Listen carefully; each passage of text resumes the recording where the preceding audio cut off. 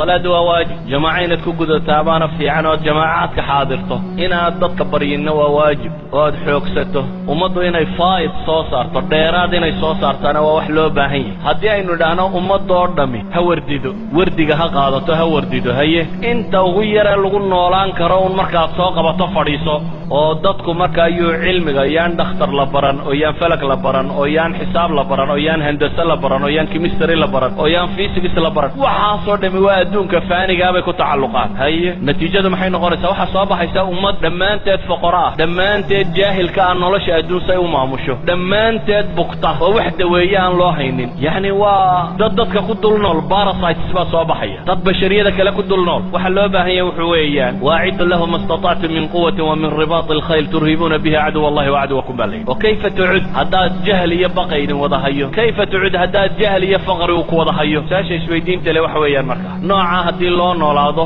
xanuunkaa faafayo cidda wayse loo heli maayo jahligaa faafayo cid nolosha horu maraysa la heli maayo noloshoo dhan baa aasmaysa muslimiintii hore waxay caanka ku ahaayeen ee dadkani sida qaldan u fahmay waa hal mas'ale bal mas'aladaa u dhegtaaga waxay ahaayeen wax soo saar dadka ugu badan waxay kaloo ahaayeen istihlaak dadka ugu yar labadaa mas'ale ma isla fahmi karaysa shaqo la qabto dad shaqeeyo aan aqoonin caajiska ee wax soo saara laakiin marka ay noqoto ku raaxaysigeeda waxay ahaayeen dadka ugu yar isagoo milyaneera ayuu hadduu hilib yaroo shiilan cunays odhan jiray armaakani kii aakhiro ku weydaariya idan may ahayn wax la'aan ee waxay iyadoo gacantooda ku jirtaanay qiimo badan u samaynaynin innaga laba mashkila meesha taalla dad badh yidhi aakhiraan ku soconnaa adduunkaba uma baahnin dabeetana un gaal ku hoos noolaaday iyo in aakhiraba ilowday oo tidhi adduunyaan raadacaynaynaa dabeetana adduunkaanu iska bidhbidhsanaynaa meelaha duulduul oo kolba siyaaxad tag iyo daar yaroo cagaaran iyo intaa noloshaba intaa moodo aakhira ilowday laakiin labadaba cagsigooday ahaayeen saxaabadii nebigu calayhi salaatu wasalaam waxay ahaayeen wax soo saar marka la tago dadka ugu juhdiga badan lee muntajiin ah markay noqoto conceptionna waxay ahaayeen dadka ugu yar zuhdiga xaqiiqigiina waa kaa culamaa ilxadiid rag ka mid ah oo waaweyn oo salafkiyaba waxay odhan jireen nin ka midaba wuxuu yidhi ardadiisi isagoo la dardaarmaya waryaadheen anigu walaalahay baan ku kor noolo wax la cunaa buu yidhi idinka waxaan idinkula talinaya inay xoogsataan buu leeyay intaa yartiina xoola dhaqda waa nin muxadisiinta waaweyn ee la yaqaano ka mid ah muxadisiintu waxay caayi jireen ninka dawladda lacag ka qaata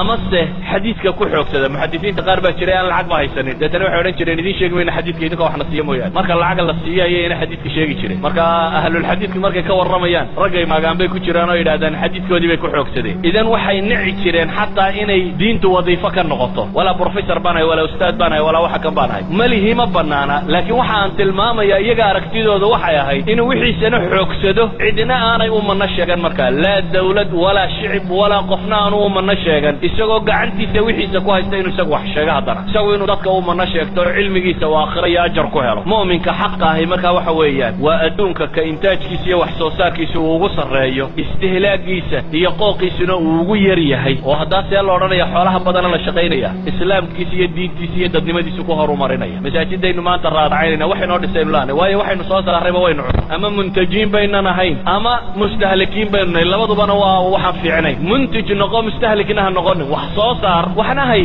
si aad nolosha u barbaariso u horumariso westerankaynu maanta joogna carruurteenna islamic school baynu u lahanay maxaynu ugu weynay ama waxbayna soo saarin oo caydha aynugu fillaatay ama wixii aynu soo saarraynu liqnayo waa la boobna labada goorba waa khasaaraynu taaganima waxaynu u baahanay marka noloshu say u horumarto faa'idkan baa loo baahanyay waxaan leenahay nebigu calayhi salaatu wasalaam markuu madiine yimi ee masaajidka dhisay saxaabadiisii wuxuu tusay inay suuqa galaan oo meelaha xoogsadaan suuqu nebigu u dirayay yaa lahaa yuhuud baa lahay yuhuuddaa la booba nolosha la xoogsada lalaha meeshuu lahaa cabdiraxmaan ibnu cafdulluuna cala suuq waa suuq lyahuud suuqi banu qaynuqaac baa la geeyey meel kale lama geynin waxaan rabaa marka dariska macnihiisu wuxuu ku kooban yahay cinwaankii la ii dhiibay wuxuu ahaa calaaqati dunya bilaakhira adduunku aakhira xidhiidhku la leeya waa maxay xidhiidhku la leeya waxa weeyaan xiska qofka muslimka ee dhabta ah adduunku waa ariiqii aakhira loo marayey hadday cibaado tahay noloshoo dhan buu cibaado u arkaa xoogsiga xalaasha ahi cibaadadu ka mid yihi marka dambe ilaahay dartii loo bixiyana cibaadadu ka mid yihi kafaafka aad noloshaada adigu daberi kartaa cibaadaday ka mid tahay baryadoo aad iska dayso aan sooshiyaal wax weydiisanin cibaadaday ka mid tahay inaad isku fillataa cibaadaday ka mid tahay qofka muslimkii inuu noqdo